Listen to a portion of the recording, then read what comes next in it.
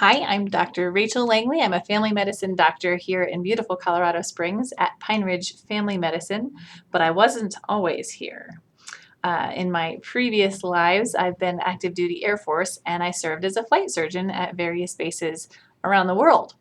And it's been a blast. So maybe you heard the term flight surgeon and wanted to know more about it. Maybe you're dreaming of what you should do with your life and are considering being a flight surgeon. And so this is for either of you, or maybe you're my patient and you want to know what I used to do and what I still do as an Air Force reservist. Just not quite as actively as I used to when I was active duty. So a flight surgeon is just a family doctor or primary care doctor who takes care of pilots. We don't do surgery in the air. The term is related to back in the day. I can imagine in Britain or something. All doctors were called surgeons. So that's apparently what it comes from. That's what I've been telling everyone for years anyway. But no surgery while flying. That's frowned upon. The most that anyone does, and these are mostly the amazing CCAT teams or flight nurses that are keeping people alive while we're transporting critically injured people via aircraft to get to higher levels of care. They are just trying to keep people alive while they're on the plane. Nobody is ever trying to do surgery on any kind of plane. That's a really bad idea. So just to clarify that. So we take care of pilots, we take care of air traffic controllers. There's also other air crew type positions that we take care of because they're all exposed to some kind of weird experiences while they're flying. So flight surgeons need to be experts in those unusual circumstances in which these people are trying to live and work and do their job, and what kind of unique circumstances, what unique difficulties they'll face in those situations, and that's why we're their doctors. So if someone usual has an ear infection and walks into my office, I'll treat them for their ear infection and go along my merry way. But if a pilot walks in with an ear infection, that could really affect his ability or her ability to clear their ears while they're flying. It might affect their sense of balance and equilibrium, and those are big problems if they're flying and relying on being able to think clearly and not be distracted by this awful pain in their ear, or if they're trying to rely on their sense of balance where they are in space, when sometimes when they're flying it's dark above you and dark below you, and sometimes you're flying through some bright stars, so those stars might look like they're actually houses, so you might think that you're actually upside down when you're really right side up or the other way around. So all those are big problems when you're flying. We want to keep both the pilot safe, the rest of the crew safe, and keep that plane safe and away from the ground and crashing into it. Those are bad days for everyone. So that's one of our jobs, is to be really comfortable with what these aircrew are facing and how we can keep them healthy, and what kinds of medical conditions should really keep them out of the sky, should ground them or DNIF them, duties to not include flying. So that's what we're doing. Some of the other things that we do is we look out for incentive flyers. So sometimes other people that work with the air crew do something awesome, and so they get awarded with getting to sit in the back seat of a fancy airplane. So that's pretty cool. Another reason to join the Air Force, right?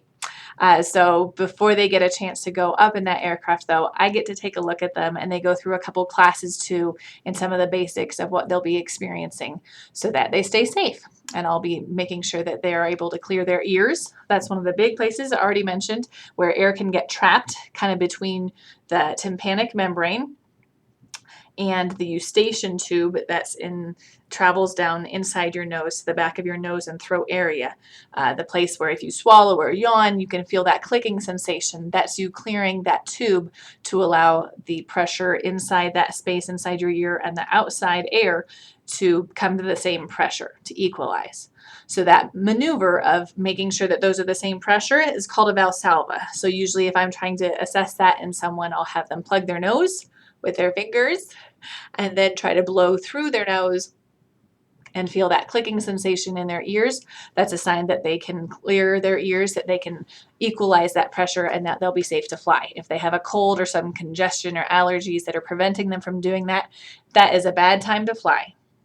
And I will make sure that you stay grounded until you can Valsalva That's my job. So other fancy exams that pilots have to go through, and all air crew, we check their vision very carefully, their color vision, their depth perception, to make sure that as they're flying around, they're seeing everything that they need to. Sometimes all the lights that they need to tell the difference between can be very slight differences, and that can be the difference between life and death in certain scenarios. So being able to tell those color differences is important. Especially when I was training with new pilots, we would talk a lot about motion sickness and what they could do to help prevent that. I mean, you get nervous enough being in a school and trying to perform tests and do well. Can you imagine doing that while also going upside down and doing flips through the air, as these pilot trainees need to do? So they have a big, difficult situation sometimes in trying to prevent themselves from throwing up all the time. So generally my advice is to keep as relaxed and calm as you can. Some kind of daily meditation can definitely help with anxiety levels and being able to control and calm your mind, taking deep breaths, making your stomach go in and out with those breaths, taking what's called square breathing or tactical breathing, taking a breath in for 4 seconds, holding it for 4 seconds, breathing out for 4 seconds, holding it for 4 seconds, and doing that over and over again will automatically make your body calm down to a certain degree. Make sure that you're well hydrated. Make sure that you've got some food in your stomach, although a lot of people don't want to eat before they're in center flight out of concern that they'll throw up. It's better to have something in there than it is to have nothing at all. Then there's the cool G-forces that if you're going into aircraft that experience those, that's fun. So what a G-force is that they found so imagine you're flying along and you're sitting right here piloting your aircraft. They found pretty early on that if you go down and away from yourself, you push the aircraft down, all your blood shoots up into your head because of the way gravity works, because of the way physics works. And that makes everyone black out. So that's a problem. We don't want you to black out while you're flying. So as a result, if the movies that you're watching are correct, they're actually, if they need to go up, they'll go up like that. Or if they need to make a turn very fast, they'll turn this way first and then make that turn. So they're pulling the blood down from their brain to their feet. That will also make you black out if all the blood drains from your head due to the physics of that. But the nice thing about when going that way is you can tense up your body, all the muscles in your body, and push that blood back up to your brain. So there's something you can do about it. Whereas if you red out, if you fly this way, there's nothing you can do about that. If all the blood is rushing to your brain and it makes you not pass out, there's nothing you can do. Whereas the other way, if you pull all the blood down, you can strain against that and push the blood back up into your brain. So that's why pilots wear those funny chap-looking outfits. They've changed over the years. They don't look quite so chappy anymore. But those are full of air bladders that will push against the muscles of your legs and your stomach and allow you to tense those muscles against that bladder full of air. And so to physically move your blood back up into your brain so you don't pass out. And it's fun. You can play around with it, especially if you're not in charge of the aircraft at the time. And you can watch yourself slowly gray out if you don't do good anti-G straining maneuvers. AGSMs is what they're called, to push the blood back into your brain. And you can watch yourself slowly begin to pass out. See all the gray in the world start to come in, and you can only see color right there. And then you start straining against those, tensing your muscles up again against those chaps, those G suits, and then you can watch the world come back to life and have the color back in your vision as you push the blood back into your brain. Fun thing you can do while flying in your next F-16 ride, right?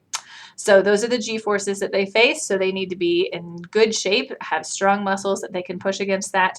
Actually being in really good cardiovascular shape isn't as helpful. Not that you shouldn't be in good cardiovascular shape, but having the bigger muscles is being shorter and having bigger muscles helps with the G-forces more than being your typical tall, lanky pilot that I see a lot of. Interesting. And another important thing to keep in mind is that you're really high up in the sky for all these flights. So all air crew need to know how the oxygenation systems work and how to operate their own system.